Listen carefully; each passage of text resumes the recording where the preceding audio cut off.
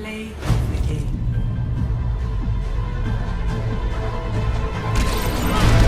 I love the sound of puzzle missions.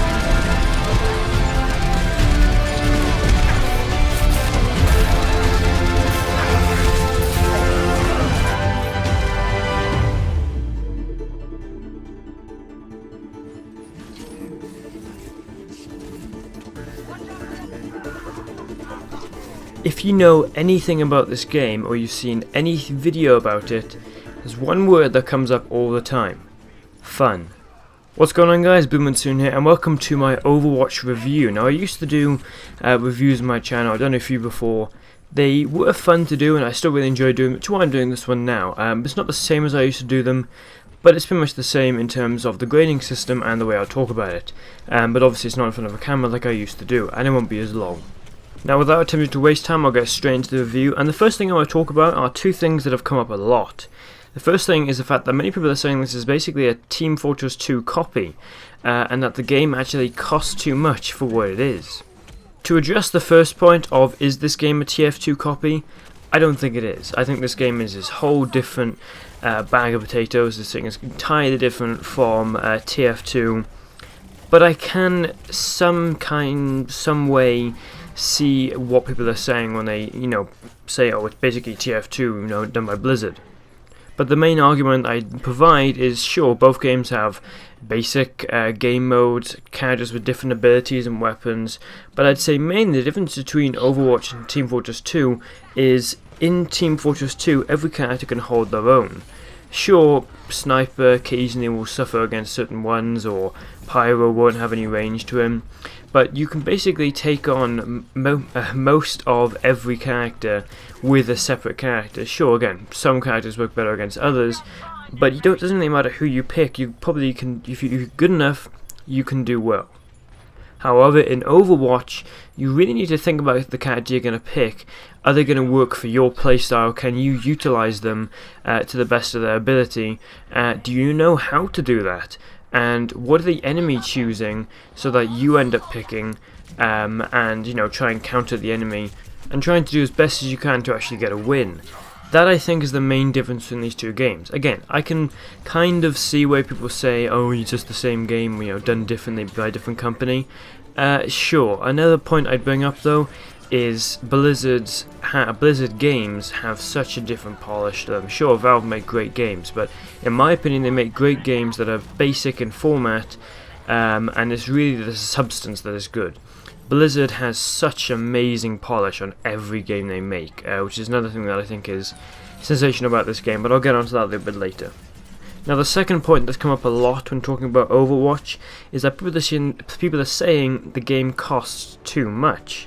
Now, I totally agree with this point. I 100% understand this. I made a video about do video games cost too much, and I definitely addressed this sort of thing before, where a multiplayer-only game is, a full £45, and sure, you might say, oh, but there's a lot involved in the game. Yeah, sure. But this is the kind of thing you'd expect for 15, 20, 25 quid, around about $30, $25. So why is it a full £45, around about $50, maybe even more? It's to me shocking that it's so much money, and there's no single player, and no external modes aside from multiplayer. And sure, this game is extremely polished, and there's a lot of content, all the characters are different, all the maps are different, and the game modes are surprisingly fulfilling. But it just doesn't add up to 45 quid for me. Again, it should be like a 15, 30 quid game, one that's cheap, people can pick up, and it's all about involvement. If you make a game really expensive, it becomes about the certain people who can buy that game. If you make it cheap, pretty much everyone can buy the game. So from that point of view, I think it's a little bit cheap and sort of inappropriate to ask for so much, and I do hope that I'll eventually lower the price. Now, like I said at the start of the video, if you've seen anything about this game, and you know one word about something to do with this game, it's definitely fun. So many people have said this game is, 10 out of 10, great fun. This game is too much fun. Even I made a video about, saying this game is a lot of fun. And it is, you do really have times where you enjoy playing it a lot, but I don't think it's as fun as some people make it out to be. I think from that perspective it gets at people really wanting to like the game more than they actually do, which I totally find. it is an awful lot of fun. You can really, play this game for hours and still be entertained by it. But it's one of those games where once you stop playing, you don't feel a desire to go back and play more. If I stop playing Battlefield for a bit, then I go, oh my god, I have to go back and play that game. And certain games, times of the year, I want to be playing it most of the time I have any free time. Overwatch, I'm sort of, I'm not bothered. I'll get on it and have fun, but I'm not hugely bothered to go and play it now. It's something that I've never quite understood about games, and the game itself doesn't have a long enjoyment time for me. Some people really enjoy it. I guess it's not my type of game. I didn't enjoy TF2 for a huge amount of time, maybe a week or something, and I just sort of lost the interest in it.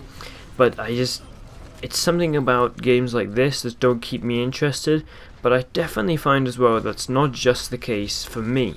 Other people as well have played this game for a bit and then stopped playing it entirely, So it's kind of interesting to see that it is still called such a fun game when a lot of people are giving up on it already. The game is different from TF2 and other games in this genre, but I don't think enough to make a whole new brand. I don't quite think that it really separated itself entirely. Again, it has that Blizzard polish down completely. It runs well, it's balanced, there's no errors, and I have very few things that I dislike and nitpicks about the game. It's just the fact that it comes in a market that is seemingly pretty hard to get into. Now the characters are all unique. They have incredible backstories. Some of them are pretty throwaway and really dumb, and I think, wow, that's all the time you put into that one. But some are fantastic. Some of them, really interesting and change the character up entirely. It's definitely worth going up and reading all of the character backstories, again, even if some of them are pretty bad. The game modes are nothing unique. We've seen plenty of these before, but it's definitely the standard basic sort of game mode we know, and it's nothing advanced where you're going to have to really think about what you're going to do. It's just get an objective, set an objective, get it to move or hold it for a certain amount of time. That's it, basic players won't really have to think at all, and the objective is clearly marked, so you don't really need to use a lot of teamwork to get to it, but it is smart to actually work together to try and hold the objective. There are these little details in the game that are absolutely wonderful, like little things on maps or little decals on guns, things like that, and it's all wonderfully done. Like I said, the polish is amazing in this game. The polish is 10 out of 10, definitely, but it looks so good, and that's one of the things that's actually really interesting about the game, is how much detail there is in everything.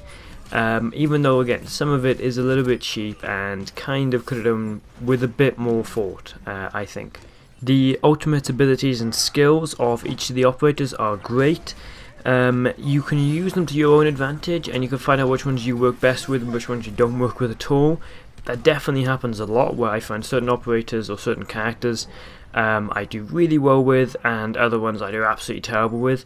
It is all about knowing how to play with them, and knowing the best route for them, or knowing the best way to defeat an enemy, the best tactics, combos, things like that.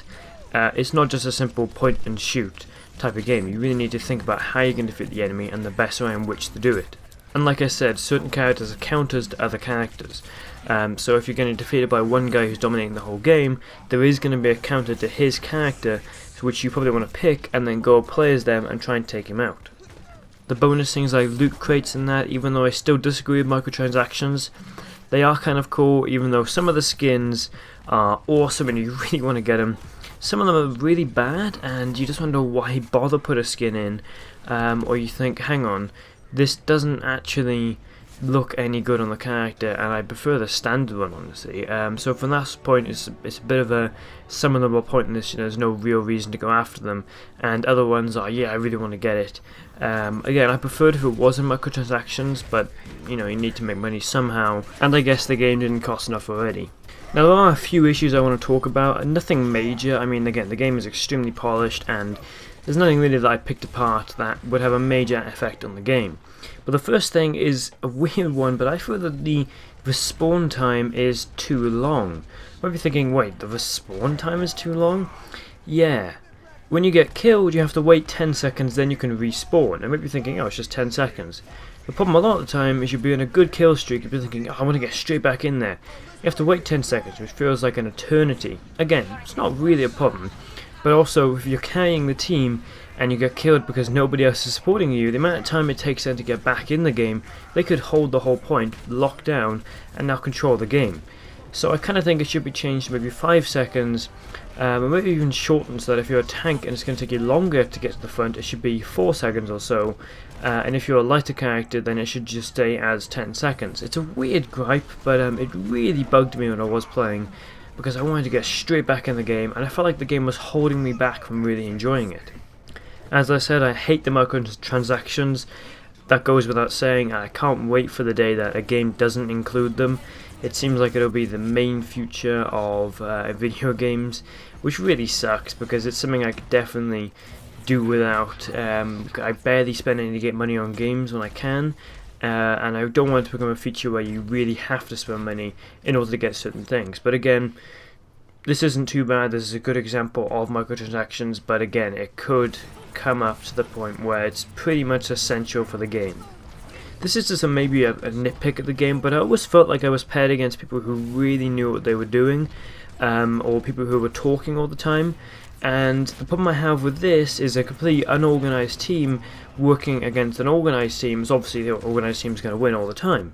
And I kind of feel that it should be groups who match against other groups, not 5v5 in terms of groups, but like a group of 5 will match against a group of 3 with 2 others.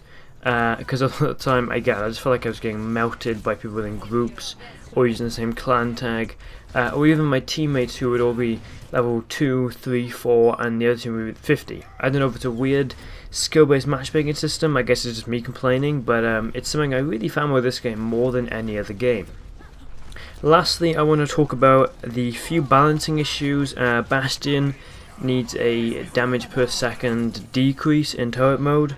Roadhog, his heal needs to be more counterable. You can just take a ton of damage, stand in the middle of the open air, heal, and you're back up to a good amount of health. And I kind of feel it's a little bit overpowered in a way, because you can go up, take a bunch of damage, you know, again, stand richly in front of someone, heal, and you're back ready to go.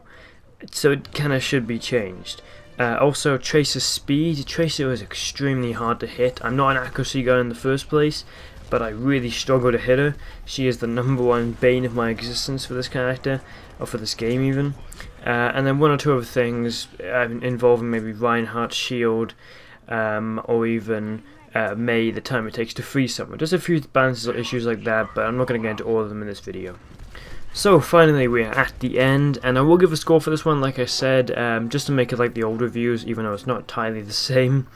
And all I'll say quickly, if I had to give a quote, a caption about this, some will love it, others will enjoy it. It is definitely a game you can have fun with, but only certain people will really find a lot of longevity in the entertainment of this game and be prepared for a long time.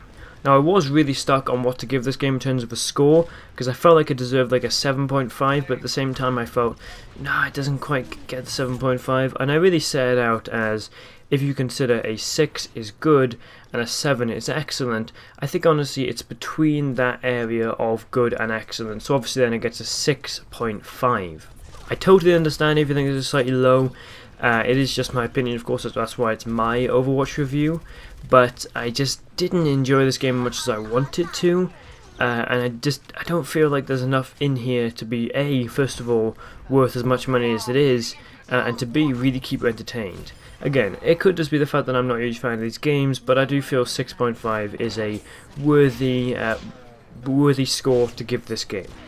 If you think I'm wrong, please go and tell me down in the comments below, and I'll be sure to read it, probably take an opinion from it, and maybe my opinion will change of this game once I play a bit more of it, or even once I've had some time to, you know, settle down, really get some time to play the game.